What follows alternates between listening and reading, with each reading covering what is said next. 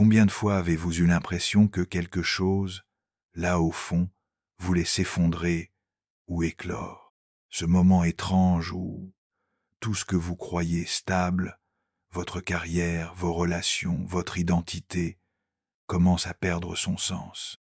Ce n'est pas une crise passagère, ce n'est pas un simple mal.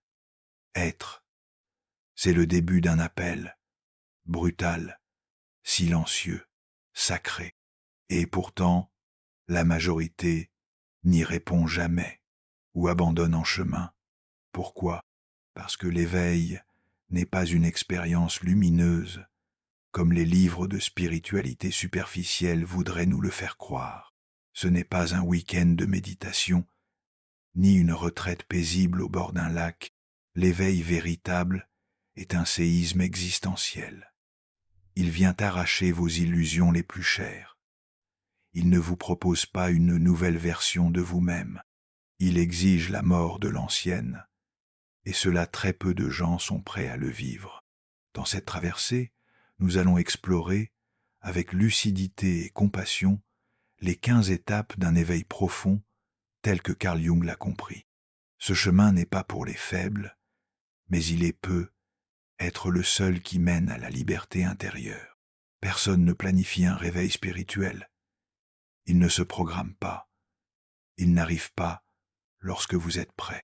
Il vous tombe dessus, souvent dans un moment de fracture, une perte, une trahison, une maladie, un effondrement intérieur, et il ne vient pas en douceur. Il vient comme un incendie qui consomme ce que vous pensiez être. Il vous arrache à vos certitudes, vos croyances, vos rôles sociaux. Il vous dépouille, il vous brise, parfois à genoux, au milieu de ce qui reste de votre ancienne vie. Pourquoi? Parce que le soi véritable ne peut émerger tant que le faux soi domine. Carl Jung appelait cela la confrontation avec le soi, ce noyau intérieur que nous avons oublié, recouvert d'attentes, de conditionnements, de masques. L'éveil n'est pas une expérience extérieure, c'est un bouleversement intérieur, une rupture nécessaire entre ce que vous prétendiez être et ce que vous êtes vraiment. Mais ce n'est pas glorieux, ce n'est pas instagrammable, c'est un cri silencieux dans la nuit. C'est le sentiment de ne plus appartenir à rien, ni à personne. Et pourtant, quelque part dans ce chaos, une vérité commence à se frayer un chemin, fragile, nue, douloureuse. Cette rupture, aussi violente soit-elle, est souvent la seule porte vers une vie plus authentique. Car tant que l'ancien ne s'effondre pas, le nouveau ne peut naître. La plupart des gens ne vivent pas. Ils se répètent. Ils répètent des gestes, des mots, des pensées qui ne sont même plus les leurs. Ils construisent des vies stables, confortables, sécurisées, et s'y emprisonnent doucement. Ce qu'on appelle réussite n'est parfois qu'une anesthésie bien organisée. Mais à quel prix? La zone de confort est un mensonge doux.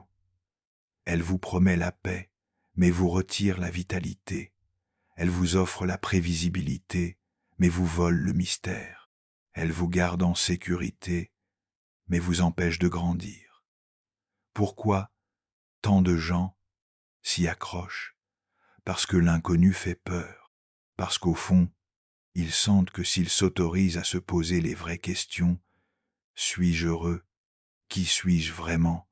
À quoi je sacrifie ma vie?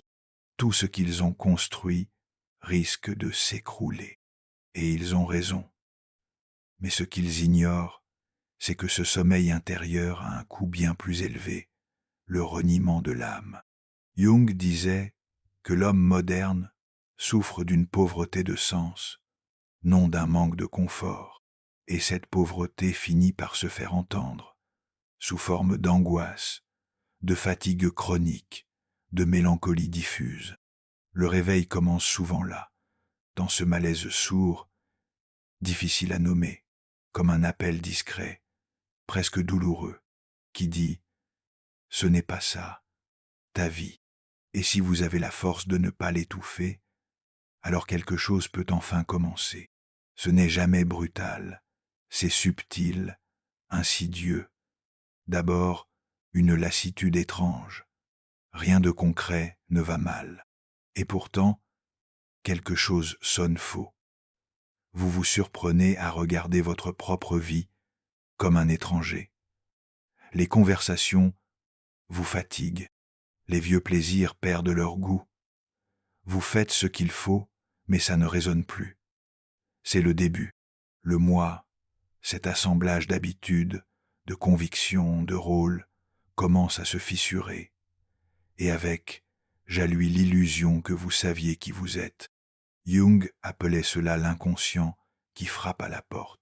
Ce ne sont pas des crises, ce sont des signaux. Le soi profond, longtemps ignoré, commence à vouloir parler. Mais cela dérange. Alors vous doutez, suis-je en train de devenir fou? Est-ce une dépression? Une crise de la quarantaine? Non, c'est être le moment le plus lucide de votre vie, car vous commencez à sentir l'écart entre ce que vous vivez et ce que votre âme réclame. Ce décalage devient insupportable, et c'est là que beaucoup se replient. Ils se distrairont, consommeront, se rempliront de bruit pour ne pas entendre le craquement de leur masque. Parce qu'affronter cette fissure, c'est prendre le risque de tout remettre en question. Mais si vous avez le courage de rester là, dans cet entre-deux, ni vraiment l'ancien, ni encore le nouveau, alors un véritable basculement peut se produire. C'est le seuil du réveil. Personne ne parle de cette étape dans les discours lumineux sur la spiritualité. Et pourtant, elle est inévitable. La nuit noire de l'âme est ce moment où tout s'effondre, mais rien ne renaît encore. Vous n'êtes plus ce que vous étiez, mais vous ne savez pas encore ce que vous êtes en train de devenir. Un vide, un grand silence, un abandon intérieur. C'est une traversée solitaire, froide, parfois terrifiante. Carl Jung l'a expérimenté. Il disait qu'il fallait avoir le courage d'affronter les ténèbres intérieures pour espérer découvrir la lumière. Ce n'est pas une punition ni un échec. C'est le passage obligé de toute transformation réelle. C'est là que vous faites face à tout ce que vous avez fui. Vos blessures, vos colères, vos peurs d'enfant, vos regrets d'adulte et surtout cette question qui dévore. Ma vie a-t-elle eu un sens? Beaucoup veulent fuir à ce stade. Ils reviennent en sainte arrière à l'ancien confort, même s'il était vide, car la nuit noire de l'âme ne pardonne pas les faux semblants. Elle réclame une mue totale. Elle dépouille, elle purifie, elle vous met à nu, mais elle n'est pas le bout du chemin. Elle est le seuil sacré. Si vous tenez bon, même à genoux, même en larmes, quelque chose de précieux s'éveille, doucement, un noyau dur, indestructible, le soi, ce que vous êtes, en deçà de toutes les identités, et ce soi-là ne peut naître que dans le noir. Et si ce que vous cherchez à fuir était justement la clé de votre libération, l'ombre, selon Carl Jung, est tout ce que vous avez refoulé, caché, nié, parce que cela ne correspondait pas à l'image de vous-même que vous vouliez préserver. Ce sont vos colères non exprimées, vos désirs jugés inacceptables, vos parts blessées, humiliées, oubliées. L'ombre n'est pas le mal en vous, elle est ce que vous n'avez pas osé intégrer. Et elle attend dans vos réactions disproportionnées, dans vos jugements envers les autres, dans vos peurs irrationnelles. Elle se manifeste dans les conflits répétitifs, les sabotages intérieurs, les malaises inexplicables. Tant que vous ne la regardez pas, elle vous dirige en silence. Mais voilà, l'éveil spirituel véritable vous oblige à la rencontrer. Pas pour la combattre, mais pour l'écouter, la comprendre, l'aimer peu, être. Cela demande un courage immense, celui de voir que vous n'êtes pas aussi gentil, aussi sage, aussi maîtrisé que vous le pensiez.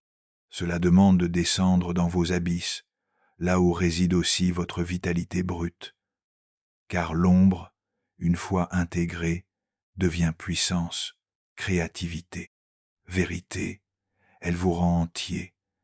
Tant que vous refusez l'ombre, vous restez fragmenté, vous jouez un rôle, vous vivez en surface. Mais lorsque vous l'accueillez, non comme une ennemie, mais comme une partie oubliée de vous-même, alors commence la véritable alchimie intérieure. Et c'est là que l'éveil devient réel. Il est poli, compétent, aimable, parfois même spirituel. Le masque social, c'est cette version de vous que vous avez construite pour être aimé, reconnu, accepté. Vous l'avez peaufiné depuis l'enfance. Il vous a protégé, permis d'avancer, de réussir. Mais un jour, ce masque devient votre prison et il ne veut pas tomber sans combat. L'ego, selon Jung, n'est pas un ennemi. Il est une structure nécessaire. Mais lorsqu'il prend toute la place, lorsqu'il confond son rôle avec votre essence, il devient tyrannique. Il vous convainc que sans lui, vous n'existez pas. Que perdre vos titres, vos rôles, vos repères sociaux, c'est mourir. Alors, il résiste. Jusqu'au bout, il multiplie les stratégies. Rationalisation, déni, fuite en avant. Il se cache derrière des phrases comme « tout va bien »,« je contrôle »,« je suis au-dessus de tout ça ». Il cherche à préserver l'image, même quand l'âme crie en silence. Mais l'éveil ne peut se produire tant que le masque tient.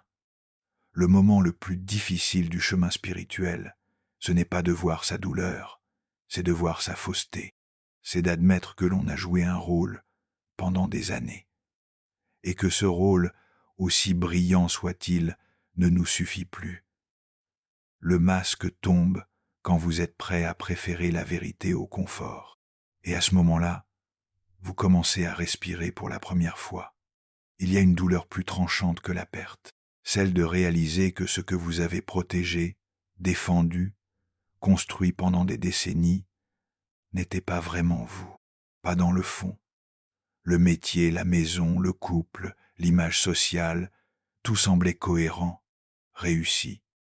Mais dans le silence, vous sentez que tout cela repose sur un personnage, un rôle que vous avez endossé, parfois avec fierté, parfois avec résignation, mais qui n'a jamais vraiment nourri votre âme. Et cette prise de conscience fait mal, très mal, parce qu'elle vous oblige à regarder en face le temps passé, les compromis faits, les rêves abandonnés, les oui donnés quand vous vouliez dire non. Elle vous fait toucher du doigt d'un deuil difficile, celui de la vie que vous auriez pu vivre si vous aviez été fidèle à vous-même. Mais attention, ce n'est pas une condamnation, c'est une révélation. Jung nous rappelle que l'éveil ne consiste pas à rejeter le passé, mais à l'intégrer, à le comprendre comme une étape vers la conscience. Ce personnage que vous avez été n'est pas une erreur. Il était nécessaire pour survivre, mais il ne peut plus être le guide. Alors, vous devez le laisser mourir, et cela peut créer une immense solitude, un vertige. Qui suis-je sans tout cela? Où vais-je si ce que j'ai construit ne me porte plus? Ces questions ne trouvent pas de réponse immédiate. Mais elles ouvrent la porte d'une vie vécue de l'intérieur, authentique, incertaine, vivante. C'est l'ironie cruelle du chemin intérieur. Juste avant le basculement, la douleur devient presque insupportable. Vous avez déjà tout remis en question. Vous avez vu votre ombre. Le masque est tombé. Les repères se sont effondrés. Et pourtant, la lumière tarde à venir. L'âme est nue, sans refuge. Et à ce stade, beaucoup n'en peuvent plus. Ils arrêtent. Ils rebroussent chemin. Ils se raccrochent à l'ancien monde, même s'il était étouffant, parce que le vide les terrifie plus que la prison, parce qu'ils ont cru que l'éveil serait beau, lumineux, immédiat. Mais ce n'est pas un miracle, c'est un accouchement. Et l'accouchement est douloureux. Jung disait, il n'y a pas d'éveil de la conscience sans douleur. Ce sensé, moment-là, juste avant que le voile ne se déchire, est un test. Pas un test moral, un test d'âme. Êtes-vous prêt à ne plus rien savoir, à ne plus rien contrôler, à marcher dans l'obscurité avec confiance? Ce n'est pas un moment glorieux, c'est une traversée d'humilité. Beaucoup à ce point se convainquent qu'ils ont déjà assez évolué, qu'il vaut mieux revenir à une vie normale. Et c'est ainsi que des milliers d'âmes frôlent l'éveil, sans jamais le vivre. Mais ceux qui tiennent, ceux qui acceptent de ne pas savoir, de ne pas être quelqu'un pour un temps, ceux-là, un jour, sentent un frémissement, une brèche dans le voile, une paix nouvelle, silencieuse, authentique, et plus rien ne sera jamais comme avant. Un jour, ça vous frappe, sans prévenir. Vous êtes en train de faire quelque chose d'ordinaire. Garer la voiture, boire un café, répondre à un mail. Et soudain, cette pensée vous traverse glaciale. Et si je passais à côté de ma vie, ce n'est pas une crise existentielle passagère, c'est une lucidité brutale. L'intuition que malgré tout ce que vous avez fait, donné, accompli, quelque chose d'essentiel manque, non pas un projet, ni une réussite, mais un feu, une sensation de vivre pleinement depuis l'intérieur. Cette peur-là est universelle. Elle hante les âmes en éveil. Car lorsque le masque tombe et que l'ancien monde s'efface, il reste cette question nue. Qu'ai-je vraiment vécu de moi-même? Pas ce qu'on attendait de moi, pas ce que j'ai montré, mais ce que j'ai senti, ce que j'ai osé, ce que j'ai aimé, ce que j'ai créé avec vérité. Et souvent, la réponse est douloureuse. Alors commence une course contre la montre, pas pour faire plus, mais pour vivre vrai, pour ne plus se trahir, pour ne plus se remettre à demain ce qui brûle maintenant. C'est cette peur, paradoxalement, qui peut devenir une force de vie. Jung disait que l'âme souffre quand elle n'a pas de sens et que l'homme moderne tente de la faire taire avec du confort. Mais l'éveil, lui, ravive cette peur de passer à côté, non pour vous paralyser, mais pour vous réveiller, car vivre n'est pas gérer sa vie, c'est la risquer. Et il n'est jamais trop tard pour commencer. Personne ne vous prévient de ça. L'éveil n'illumine pas seulement votre intérieur, il éclaire aussi vos relations. Et dans cette lumière nouvelle, certaines connexions s'effondrent, non par haine, non par conflit, mais parce que vous ne vivrez plus au même endroit. Et ça fait mal. Des amis de toujours qui ne vous comprennent plus. Un partenaire qui vous regarde comme un inconnu. Une famille qui vous dit « tu as changé ». Et ils ont raison, vous avez changé, mais vous ne l'avez pas choisi. C'est arrivé, lentement, inévitablement. L'âme ne supporte plus les faux liens. Jung écrivait que l'individuation, ce processus d'unification intérieure, vous isole avant de vous relier. Parce que pour savoir qui vous êtes, vous devez d'abord faire le vide. Et ce vide inclut parfois des visages aimés, des rôles que vous chérissiez, des appartenances profondes. Vous allez perdre des gens, mais vous allez surtout perdre des versions de vous-même. Celles qui voulaient plaire à tout prix, celles qui restaient par peur d'être seules, celles qui se définissaient par le regard des autres. Toutes ces parties de vous vont devoir mourir. Et cette solitude, même si elle semble rude, est sacrée, car elle fait place nette, elle prépare la rencontre avec vous-même, puis, plus tard, avec d'autres êtres qui ne vous aimeront pas pour ce que vous représentez, mais pour ce que vous êtes vraiment.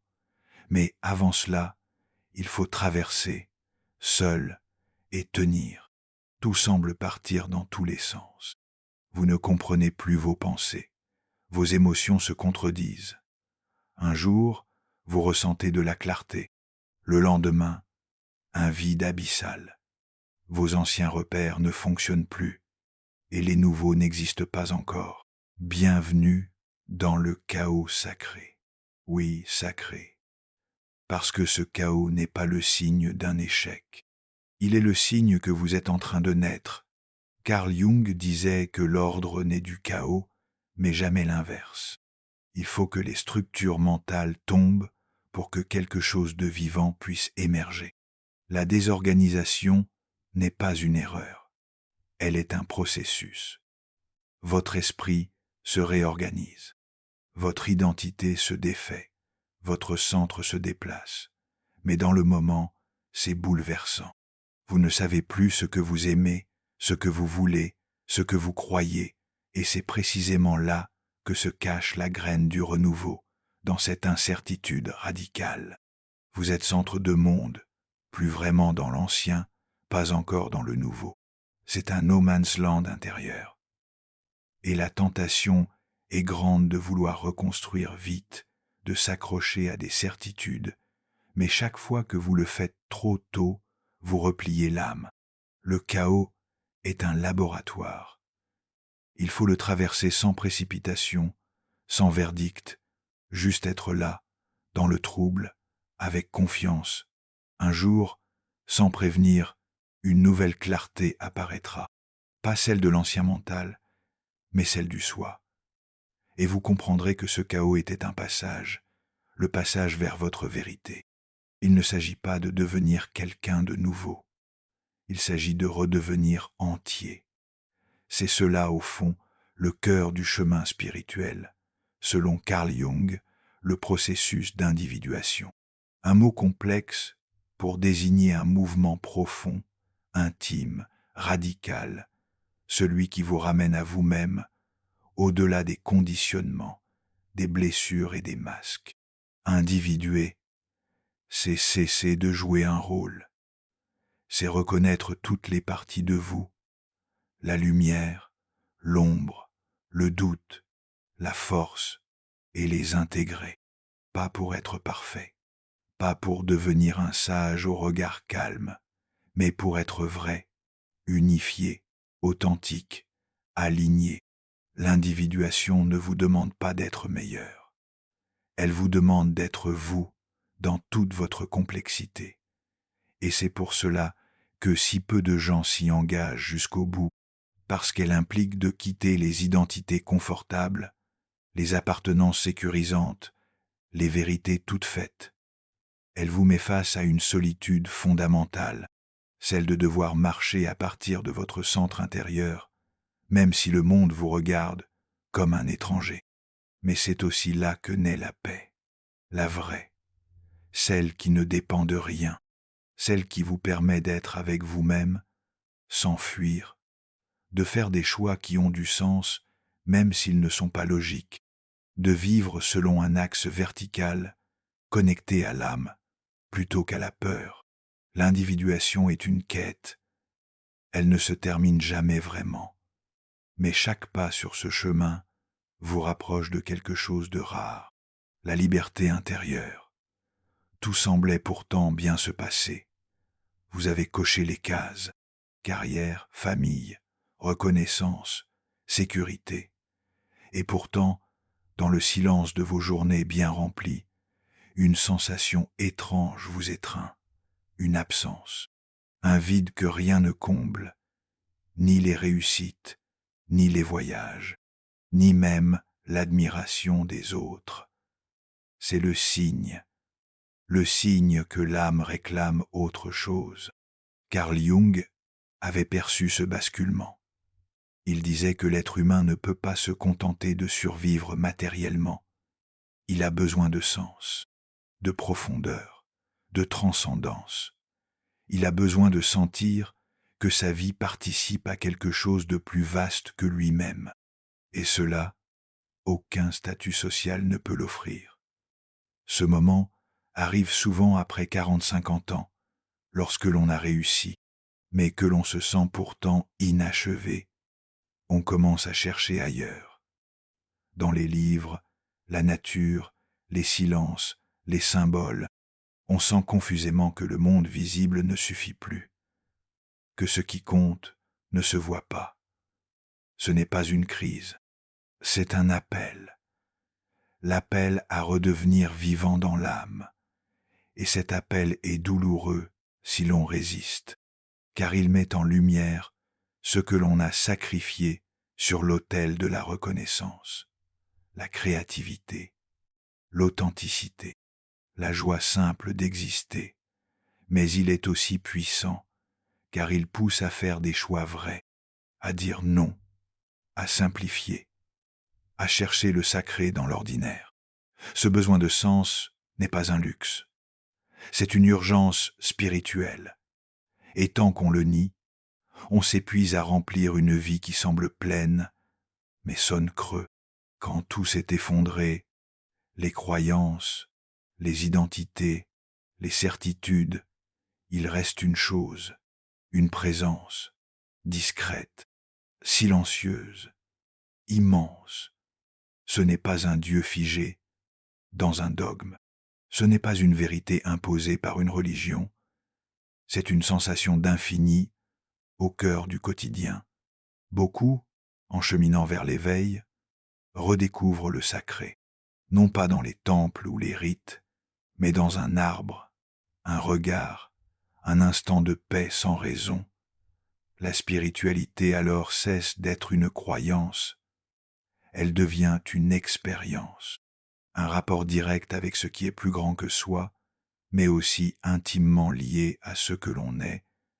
Jung parlait de la fonction religieuse de la psyché, ce besoin profond de se relier, de ressentir que la vie a une âme, que chaque chose est porteuse de sens. Et ce lien, il ne s'apprend pas dans les livres, il se vit, il se sent. La spiritualité sans dogme, c'est oser ne plus avoir de réponse toute faite, c'est préférer le mystère à la certitude, c'est accueillir le doute comme une prière, c'est vivre avec cette humilité. Je ne sais pas, mais je sens, et cela change tout, car ce rapport au sacré réenchante la vie, il rend les moments simples profonds, il guérit sans imposer, il relie sans contraindre, il vous accompagne sans juger, il devient une boussole intérieure, plus fiable que toutes les vérités extérieures. Ce n'est pas croire en quelque chose, c'est se sentir relié à tout.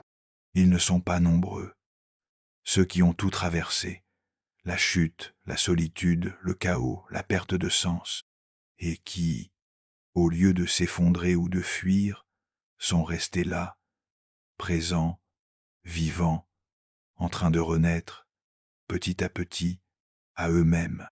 Ils ne brillent pas forcément, ils ne parlent pas fort, mais on sent, quand on les rencontre, une paix étrange, une stabilité douce, quelque chose d'inébranlable. Ce sont des hommes, des femmes qui ne jouent plus, qui n'ont plus besoin de prouver, qui ne cherchent plus à correspondre, parce qu'ils ont compris une chose essentielle. Il n'y a rien à atteindre, il n'y avait qu'à se retrouver. Leur vie peut sembler simple, mais elle est pleine. Ils savent dire non, ils osent le silence, ils rient sans cynisme, ils pleurent sans honte. Ils ne sont ni parfaits, ni éveillés au sens spectaculaire, mais ils sont entiers. Et cela suffit. Jung disait « Deviens ce que tu es, pas ce que le monde attend, pas une image de sagesse, pas une copie d'un maître. Toi, dans ta vérité, ta profondeur, tes contradictions mêmes. » Ceux qui survivent à l'éveil sont ceux qui ont eu le courage de mourir à leur ancien moi et de renaître sans garantie, avec pour seule boussole la fidélité à leur âme. Et c'est cela peut être le véritable accomplissement.